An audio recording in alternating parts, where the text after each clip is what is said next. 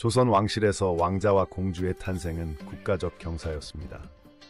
1392년 태조 이성계가 조선을 건국한 이래 왕실의 후계자는 국가 안정의 상징이었죠.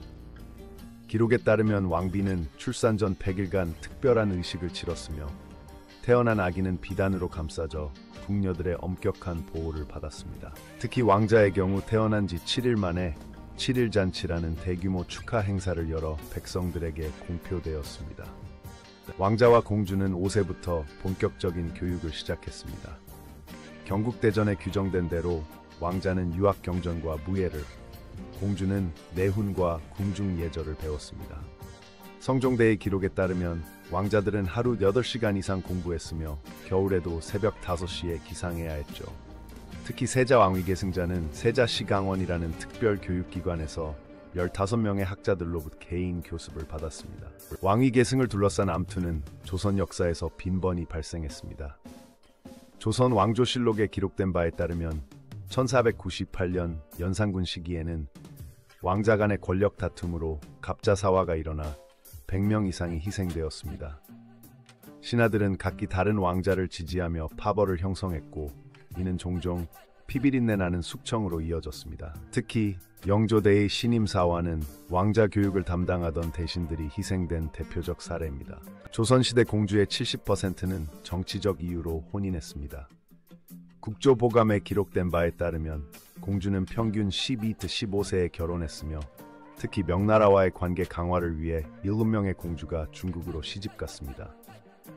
1428년 정선공주는 쇠퇴한 가문과의 혼인을 강요받아 3년 만에 병사했는데 이는 왕실 혼인의 잔혹함을 보여주는 사례입니다. 혼인 후 공주는 부마라고 불리는 남편보다 궁의 여종에게 더 많은 통제를 받았습니다. 임진왜란 당시 왕자들은 실제 전장에 투입되었습니다. 선조의 아들 의창군은 16세의 나이로 의병을 이끌다 전사했으며 난중잡록에는 그가 부하를 구하기 위해 자신을 희생한 기록이 남아 있습니다. 반면 광해군은 형 임해군을 전쟁 중 사망하게 방치한 혐의로 후일 문제가 되었죠. 왕자의 전쟁 참전은 명분상 국가를 위한 헌신이었지만 실제로는 왕위계승 경쟁과 깊이 연관되어 있었습니다. 혼인한 공주들은 걸박저택에서 고립된 삶을 살았습니다. 내명부의 괴에 따르면 공주는 남편과도 제한적으로 만날 수 있었고 자녀 양육권조차 박탈당하는 경우가 많았습니다. 1680년 현종의 딸 명혜공주는 20년간 저택에 갇혀 지내다 정신질환을 앓게 되었는데 이는 궁중 기록에서 공식적으로 확인된 최초의 왕실 정신질환 사례로 기록되었습니다. 공주들의 일기에는 고독감과 자살 충동에 대한 내용이 빈번히 등장합니다. 전쟁에서 돌아온 왕자와 혼인한 공주의 만남은 극히 드물었습니다. 1609년 광해군 대의 기록에 따르면 인목대비의 딸 정명공주는 오빠 인조와 10년 만에 비밀 정원에서 재회했으나 이는 엄격히 금지된 행위였습니다.